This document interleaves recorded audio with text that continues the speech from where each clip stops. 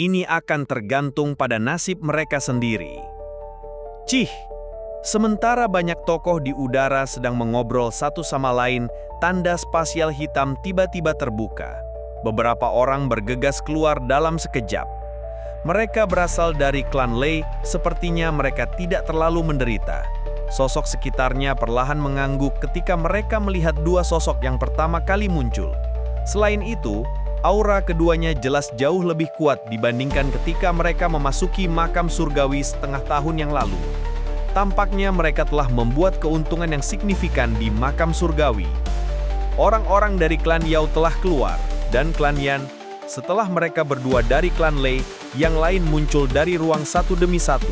Sebagian besar aura orang-orang ini jauh lebih kuat daripada sebelum mereka memasuki makam surgawi, terutama kasus salah satu anggota klan Shi.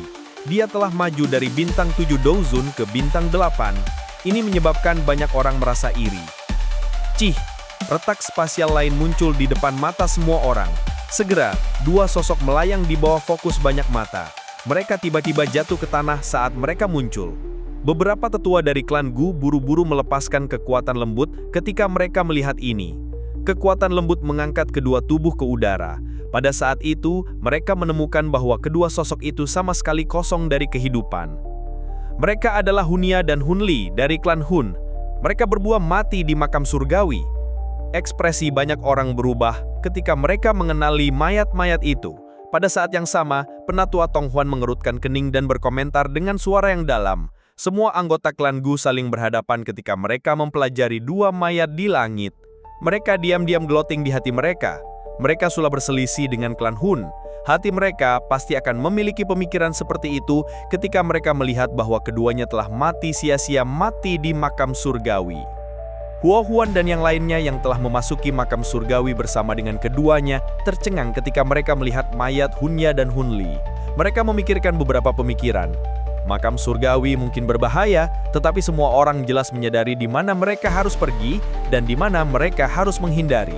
Namun mengapa Hunia dan Hunli mati bersama? Sepertinya masalah ini tidak sesederhana itu. Huo Huan bergumam pelan. Apa maksudmu? Alis tipis Wozi berkedip dan mengajukan pertanyaan. Kedua ini berencana menyerang Xiaoyan saat mereka memasuki makam surgawi. Sebelum kita semua berkumpul, mereka telah bertukar pukulan dengan Xiaoyan dan Shunse. Huo Huan berkata pelan. Apakah kamu berpikir bahwa Xiaoyan dan Shunse membunuh keduanya?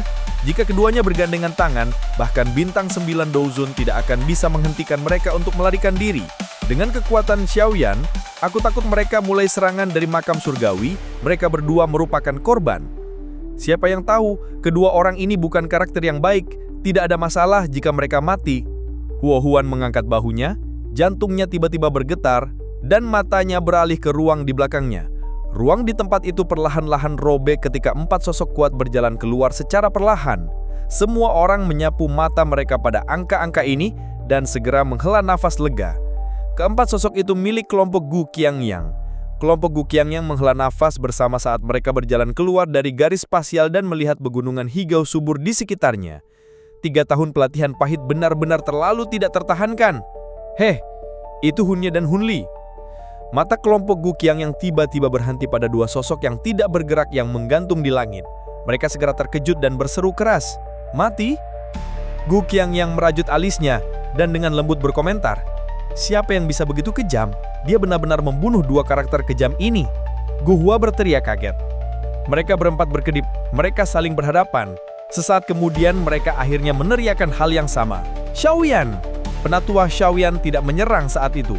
Mengingat karakternya, dia pasti merasa bahwa menyerang keduanya itu menghina. Begitupun kedua orang ini sangat licik. Tidak mungkin bagi mereka memprovokasi tubuh energi yang mereka tidak mampu memprovokasi. Dari sini, jawaban satu-satunya mungkin adalah bahwa mereka dibunuh oleh musuh-musuh mereka.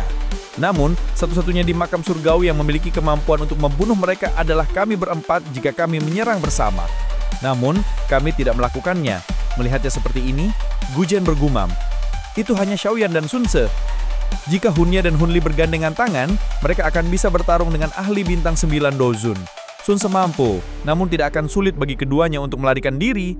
Gu Qiangyang berkata sambil mengerutkan keningnya saat ia memikirkan situasi sedang berhadapan satu sama lain.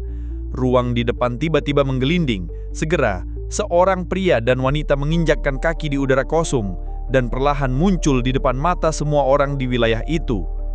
Itu Xiaoyan, auranya sangat kuat, pantas saja. Mata kelompok Gu Qiang yang menyimpit ketika dua sosok muncul dan bergumam di antara mereka sendiri. Ekspresi dingin melintas di mata Xiaoyan saat dia melihat kedua sosok itu menjauh. Matanya menyapu sekelilingnya dengan hati-hati. Namun, ia menemukan bahwa kelompok dokter pri kecil tidak ada. Penemuan ini membuatnya mengerutkan kening. Kelompok dokter pri kecil pasti akan meninggalkan satu orang menunggunya, kecuali ada beberapa keadaan khusus. Mungkinkah ada sesuatu yang terjadi pada Falling Star Pavilion? Xiaoyan di sampingnya ragu-ragu sejenak sebelum menangkupkan kedua tangannya dan bertanya, "Penatua Tong Xuan, bolehkah aku tahu di mana kelompok dokter pri kecil sekarang?" "Mereka pergi 3 bulan setelah Anda memasuki makam surgawi. Kemungkinan mereka kembali ke Falling Star Pavilion. Namun mereka tidak menjelaskan apa yang terjadi. Yang mereka katakan adalah memberitahu kamu untuk segera kembali ke Falling Star Pavilion begitu kamu keluar." Elder Xuantong berpikir sejenak sebelum menjawab. Xiaoyan mengerutkan kening ketika mendengar ini. Dia segera mengangguk dan ragu-ragu sejenak. Akhirnya dia menghadap Xun Er dan berkata, "Sepertinya sesuatu memang telah terjadi. Kali ini aku tidak akan tinggal lama di klan Gu. Apakah Anda akan pergi dengan saya kali ini?" Xun Er ragu-ragu sejenak ketika dia mendengar ini. Dia baru saja akan menganggukkan kepalanya ketika Elder Tong Xuan di sampingnya buru-buru berkata, "Xun Er, ada beberapa masalah besar di klan Gu baru-baru ini. Setelah diskusi oleh para tetua, Anda tidak boleh meninggalkan alam Gu." "Apa yang terjadi?" "Xun Er, ada hal yang perlu kubicarakan denganmu." Xiaoyan ragu-ragu sejenak saat dia mencari wajah cantik itu sebelum akhirnya dia berbicara. Bulu mata panjang Xun Er berkebir ketika dia mendengar kata-kata Xiaoyan. Wajahnya bersandar di dada Xiaoyan saat dia dengan lembut bertanya, "Apakah ini masalah yang terkait dengan Kailin?" Xiaoyan merasakan tubuhnya sedikit mengejang ketika dia mengucapkan kata-kata itu. Dia mengangkat wajah cantiknya dan melihat wajah yang berharap dan terkejut itu. Kamu tahu tentang itu?" Xiaoyan mengamati wajah Xun Er yang tersenyum yang mengandung kecerobohan saat dia berseru, "Saya khawatir padamu dan hanya bisa rileks setelah mendapatkan informasi tentangmu. Mengingat statusku di sana, ada orang yang akan mengambil inisiatif untuk memberikan informasi tentangmu kepadaku. Kailin termasuk di antara informasi ini." Xun Er bergumam pelan. Masalah ini. Kehangatan melonjak ke hati Xiaoyan ketika dia mendengar Xun Er bergumam pada dirinya sendiri. Dia baru saja akan mengatakan sesuatu, namun dia hanya berhasil mengeluarkan 2 kata sebelum tidak tahu harus berkata apa. Kefasihannya yang biasanya sepertinya telah hilang hari ini. Dia sadar bahwa orang dalam pelukannya dipandang oleh banyak orang sebagai dewisa, terlepas dari apakah mereka berasal dari klan Gu atau dunia luar. Memeluk wanita yang hampir sempurna ini sudah merupakan kemewahan yang luar biasa.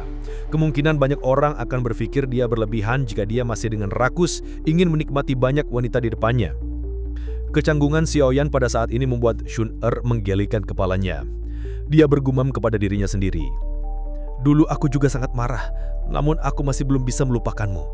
Karena aku tidak mau lupa, aku akhirnya harus bertahan. Namun kamu tidak boleh dilepaskan terlalu mudah."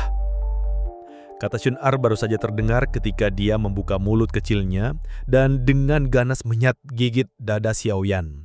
Kali ini dia tidak menunjukkan belas kasihan. Bahkan sudut mulut Xiaoyan pun tanpa sengaja berkedip beberapa kali ketika dia menggigitnya. Namun dia hanya berdiri di sana tanpa berani bergerak. Dao Qi dalam tubuhnya juga ditekan. Dia takut bahwa balas dendam dari Dao Qi-nya akan membahayakan Xun Er. "Aku akan melihat apakah kamu masih akan berani bermain dengan perempuan." "Xun Er, sudah waktunya. Aku harus pergi." Xiaoyan menoleh, memandang Xun Er di sebelahnya, dan berbicara dengan lembut. "Hati-hati." Xun Er sedikit tersenyum dan dengan lembut menjawab. Xiaoyan mengangguk sambil menyeringai. Dia tidak menunda lagi saat dia melambaikan tangannya dan berbalik. Tubuhnya berubah menjadi sosok ringan yang melompat ke kapal perang secara bebas dan mudah. Akhirnya dia menghilang di depan mata semua orang. Xun Er menghela nafas dalam kesepian saat dia melihat Xiaoyan menghilang. Au, au. Dengan meningkatnya jumlah orang yang bergegas ke kapal perang, sirene sekali lagi bergema. Segera awan gelap bergejolak, dan kapal perang perlahan bergetar. Akhirnya mereka berubah menjadi awan gelap di depan banyak mata. Mereka mengandung momentum yang mengejutkan saat mereka dengan cepat terbang menuju pintu keluar Gurel. Sinar cahaya tiba-tiba melintas dan muncul di dalam dunia bintang yang damai. Itu disertai dengan momentum yang sangat liar saat itu terbang dari jauh.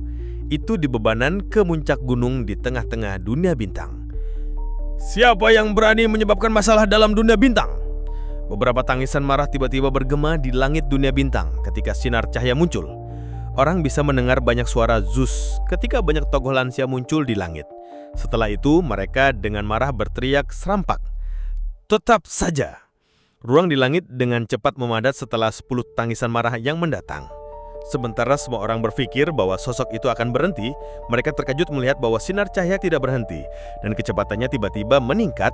Itu menembus ruang pada tanpa perlawanan di depan banyak mata terkejut. Akhirnya dia muncul di belakang para tetua itu dengan cara seperti hantu.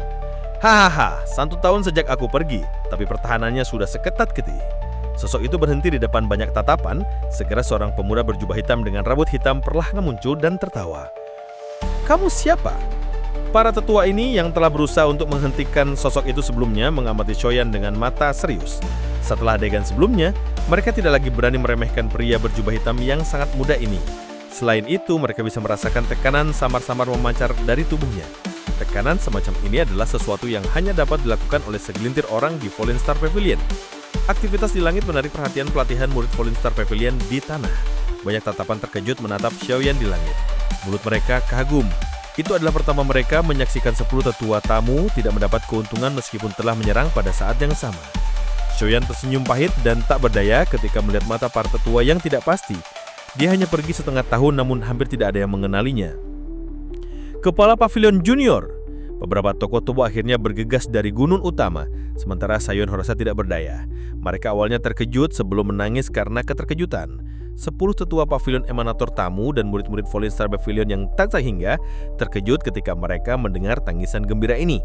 Mata mereka melirik Xiaoyan dengan sedikit tidak percaya.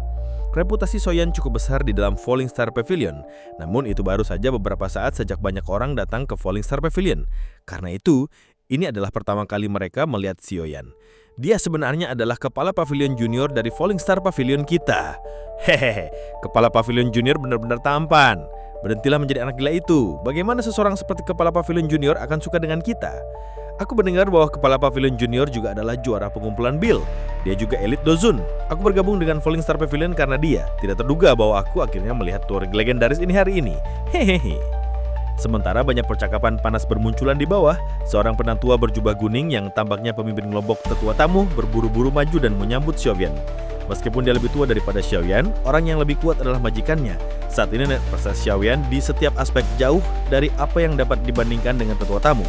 Oleh karena itu, nada mereka secara alami sangat sopan, mereka tidak berani sedikit pun tidak sopan. Benda tetua terlalu sopan. Xiaoyan tampak tersenyum, setelah itu matanya menyapu sekelilingnya sebelum kaguman muncul di dalamnya. Falling Star Pavilion telah mengalami perubahan drastis dalam setengah tahun yang singkat ini. Dengan sejumlah besar ahli yang menjaganya, kemungkinan bahkan klan Hun juga tidak akan berani menyerang dengan mudah. Dari aura yang bisa dirasakan di permukaan, kekuatan Falling Star Pavilion saat ini tidak lebih rendah daripada sekte langit yang mendalam atau sekte bunga. Selain itu, Falling Star Pavilion mungkin saja melampaui mereka. Haha, akhirnya kamu kembali.